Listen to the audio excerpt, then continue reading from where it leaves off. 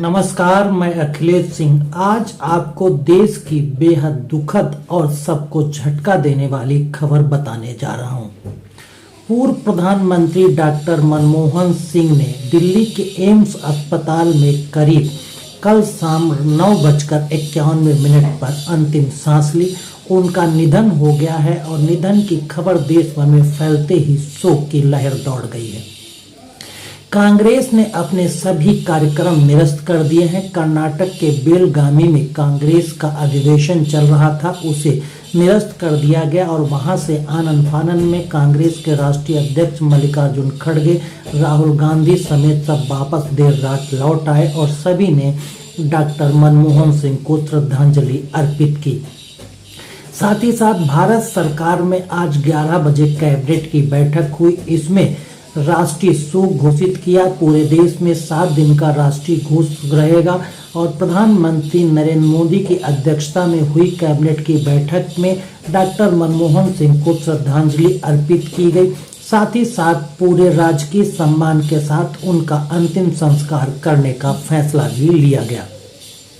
वहीं प्रधानमंत्री नरेंद्र मोदी डॉक्टर मनमोहन सिंह के सरकारी आधिकारिक आवास पहुंचे, जहां पर उनका अब परिवार है और वहां पर प्रधानमंत्री नरेंद्र मोदी ने अंतिम श्रद्धांजलि दी। अमित शाह केंद्रीय गृह मंत्री भी पहुंचे, उन्होंने अपनी श्रद्धांजलि दी। भारतीय जनता पार्टी के राष्ट्रीय अध्यक्ष जेपी नड्डा पहुंचे, उन्होंने अपनी श्रद्धांजलि अर्पित की। मल्लिकार्जुन खड़गे ने श्रद्धांजलि दी, सोनिया गांधी ने श्रद्धांजलि अर्पित की, राहुल गांधी ने श्रद्धांजलि अर्पित की और प्रियंका गांधी ने श्रद्धांजलि अर्पित की। साथ ही साथ देश की राष्ट्रपति द्रौपदी मुर्मू, उपराष्ट्रपति जगदीप धनखड़ समेत तमाम राजनीतिक संवैधानिक पदों पर बैठे महान भावों ने उनको श्रद्धांजलि अर्पित की। आज देश डॉक्टर मनमोहन सिंह को याद कर रहा है और उनके उस दौर को याद कर रहा है जब आर्थिक उदारी की बात की जाती है। जब देश ही नहीं पूरी दुनिया में आर्थिक मंदी का दौर चल रहा था, उस समय जब नरसिंह राव प्रधानमंत्री बने तो वित्त मंत्री के तौर पर डॉक्टर मनमोहन सिंह को लाया गया और 91 से 96 तक वो देश के वित्त मंत्री रहे। उस दौर में उनको आर्थिक उदारती से देश को बाहर निकालने का काम किया। इसके साथ ही साथ मंदी का दौर था जिसमें पूरी दुनिया के हर देश चपेट में आ रहा, लेकिन भारत उससे अछूता रहा। जब प्रधानमंत्री के तौर पर उन्होंने 10 साल कुर्सी संभाली तो डॉक्टर मनमोहन सिंह अपने 10 साल के कार्यकाल में कई ऐसे आधिकारिक कानून दे गए जो आम जनता से जुड़े थे, ना तो वो किसी विशेष वर्ग से, लेकिन उनको आम जनता की नब्ज को पता था। क्योंकि डॉक्टर मनमोहन सिंह पंजाब सिंध प्रांत से आते थे जो आज पाकिस्तान का हिस्सा है, और वहां से आए थे, बहुत ही गरीबी की स्थिति देखी थी, पढ़ लिख कर प्रोफेसर बने और अर्थशास्त्री बने, देश दुनिया में उनका नाम हुआ। लेकिन अगर बात की जाए तो दिल्ली से उन्होंने प्रधानमंत्री की कुर्सी को संभालते हुए देश के सबसे आखिरी छोर पर गांव में बैठे हुए व्यक्ति के मजदूर के बारे में सोचा कि आखिर उसको कहीं मजदूरी नहीं मिलेगी, कोई काम नहीं मिलेगा तो उसका पेट का पालन कैसे होगा। इसके लिए वो नरेगा लेके आए, जिसे अब मनरेगा कहा जाता है, और उसमें 100 दिन की गारंटी योजना दी कि मनरेगा में 100 दिन का काम मिलेगा और 100 रुपए उसको प्रतिदिन के हिसाब से दिहाड़ी का पैसा मिलेगा। ये उस समय किया गया।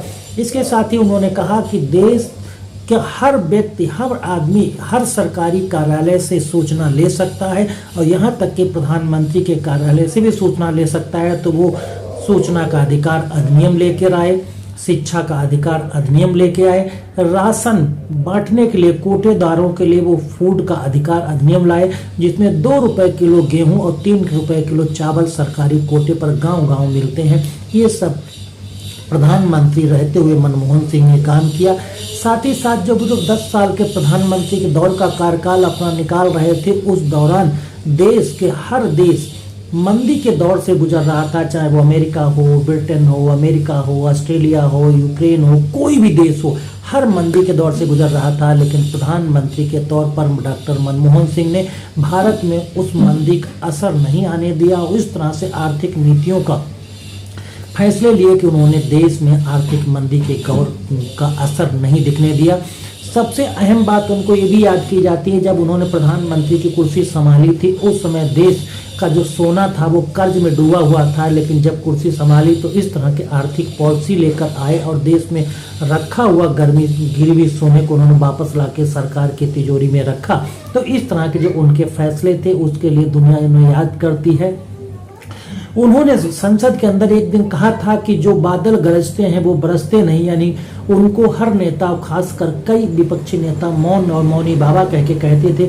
तो उन्होंने इसका उदाहरण यही दिया था कि मौन रहकर भी बहुत सारे काम देश और देश की जनता के लिए किए जा सकते हैं जिन्हें याद किया जाए था। उन्होंने जब आखिरी बार जब प्रधानमंत्री पद से इस्तीफा दे रहे थे, एक बात उन्होंने कहा था कि मीडिया भले उनके साथ इंसाफ नहीं की, लेकिन इतिहास उनको आने वाले दिनों में जरूर इंसाफ के साथ याद करेगा और उनके साथ इंसाफ होगा।